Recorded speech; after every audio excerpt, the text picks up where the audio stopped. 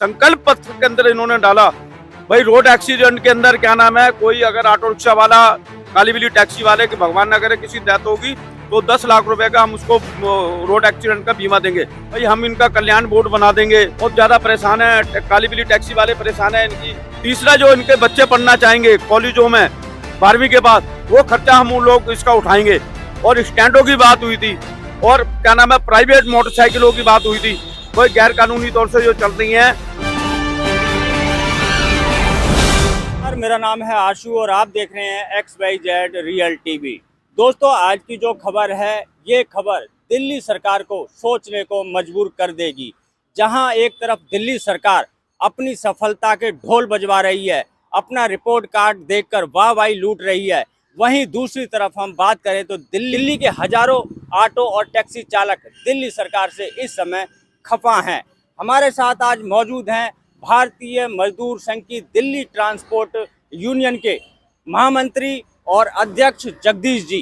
तो सबसे पहले हम सोनी जी से जानेंगे कि सोनी जी, ये बताइए, यही वो रामलीला मैदान था जहां माननीय प्रधानमंत्री जी ने खुद गरीब ऑटो टैक्सी चालकों को बुलाया था, उनसे मिले थे और उन्हें पूरा विश्वास दिलाया था कि हमारी सरकार बनने के बाद चालकों के लिए कल्याण बोर्ड का गठन किया जाएगा और उनकी समस्याओं को सुना जाएगा। वहीं दूसरी तरफ हम देखें, आपने एक बयान दिया है न्यूज़पेपर में जिसमें आपने दिल्ली सरकार की विफलता को बखूबी दर्शाया है। 1 साल होने के बाद दिल्ली सरकार ने ऑटो टैक्सी चालकों की सुध नहीं ली है। तो ये सारा मामला आखिर क्या है? क्या दिल्ली सरकार काम करना नहीं चाहती या काम करना नहीं आता? देखो, आपने बहुत अच्छी बात बताई है। दिल्ली के अंदर क्या था, 2 व्यक्ति की शक्ल देख के वोट पड़े हैं। दिल्ली की जनता ने एकदम अपना रुख चेंज करते हुए बीजेपी की तरफ आ गई।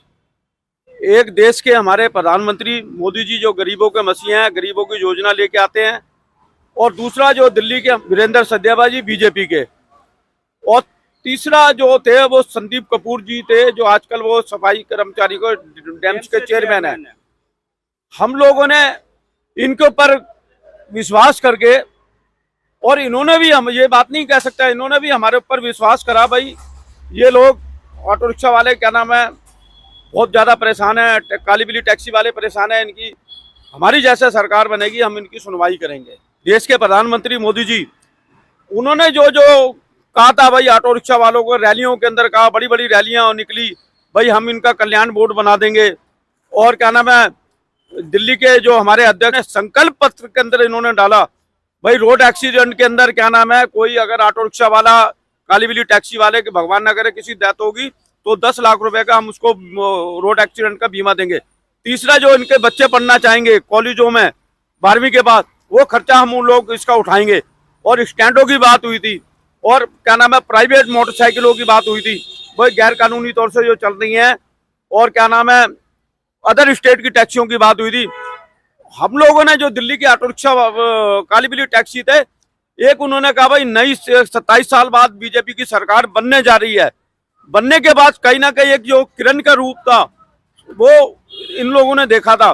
कहीं ना कहीं हम ये भारतीय मजदूर संघ के देश की सबसे बड़ी यूनियन चला रहे हैं, ये करोड़ों लोग भारतीय मजदूर संघ के साथ हैं, और भारतीय मजदूर संघ की जो ट्रांसपोर्ट यूनियन है दिल्ली की, तो कहीं ना कहीं जो है हमने इनके ऊपर ये कहा भाई चलो ये कुछ ना कुछ हमारे ट्रेड के लिए भला करेंगे। मैं सीधा आरोप ये लगा रहा हूँ रेखा गुप्ता सरकार के ऊपर और जो ट्रांसफॉर्म मिनिस्टर हैं दिल्ली का, उनके ऊपर। आपने एक भी काम ऑटो रिक्शा और काली बिल्ली टैक्सी वालों के हक में नहीं करा। आपने क्या नाम है, उल्टा 1 साल हो गया, 1 साल के अंदर आपने मीटिंग तलक नहीं बुलाई क्या नाम है यो यूनियन की। अरे हमारी विचारधाराओं की सरकार थी और बनी भी, आज भी है, और कहीं ना कहीं हम अपने आप को ये सोच रहे हैं भाई ये रेखा गुप्ता जो सरकार है, ये झुंझुनने वाली सरकार है, अपने ढोल पीटे जा रही है वाहवाही के। इन ट्रेड के लिए ऑटो रिक्शा और काली बिल्ली टैक्सी वालों के लिए कोई काम नहीं करा इन्होंने। मैं एक छोटा सा सवाल और करना चाहूंगा। जिस प्रकार से हमारे देश के जो माननीय प्रधानमंत्री हैं मोदी जी, वो एक गरीब ऑटो चालक से, टैक्सी चालक से मिल सकते हैं, तो क्या दिल्ली सरकार मोदी जी की तरह ऑटो टैक्सी चालकों को बुलाकर उनकी समस्याओं को देखो, आज मेरे को बड़े कहना पड़ रहा है। एक देश का प्रधानमंत्री शपथ ग्रहण रेखा गुप्ता जी की होती है, वो गरीब एक ऑटो चालकों से और गरीब एक टैक्सी चालकों से मिल रहे हैं रामलीला ग्राउंड के अंदर, तो इससे बड़ी कोई बात नहीं हो सकती। रेखा गुप्ता सरकार, हम 1 साल से ट्राई कर रहे हैं भाई, आप इनकी समस्याओं को सुनने के लिए आप हमारे को टाइम दो, मगर रेखा गुप्ता के पास टाइम नहीं है मिलने के लिए। ये गरीब लोग हैं, ऑटो रिक्शा, काली बिल्ली टैक्सी, आज इनका रोजगार खत्म हो गया। पिछली सरकार से जो परेशान थे वो इसलिए परेशान थे, इनका दिन पर दिन रोजगार खत्म होता जा रहा है। आपने भी कोई, पिछली सरकार के अंदर भी यही चल रही थी, प्राइवेट गाड़ियां, क्या नाम है, मोटरसाइकिलें और अदर स्टेट की टैक्सी, धर्मशाला बन गई, जुगाड़ू रिक्शा। और उसके बाद आपने एक बारी भी नहीं कहा इनकी समस्याओं के लिए भाई मैं एक मीटिंग बुला लूं। इससे ज्यादा दुर्भाग्य वाली बात नहीं हो सकती रेखा सरकार के टाइम। कहीं ना कहीं ये माननीय हमारे जो प्रधानमंत्री जी हैं, मोदी जी हैं, जब वो मिल सकते हैं ये नहीं मिल सकते। साल हो गया आपको नहीं बुलाया, ना किसी भी यूनियन को नहीं बुला के बातचीत की है। कहीं ना कहीं इससे माननीय प्रधानमंत्री मोदी जी की छवि भी धूमिल हो रही है कि उन्होंने जो वादे किए थे, आश्वासन दिया था, देखो मैं तो एक बात, वो तो मुझे लग रहा है, मैं तो बार बार कहूंगा ऐसा प्रधानमंत्री देश को नहीं मिलेगा, जन्म जन्म तक नहीं मिलेगा मोदी जी जैसा।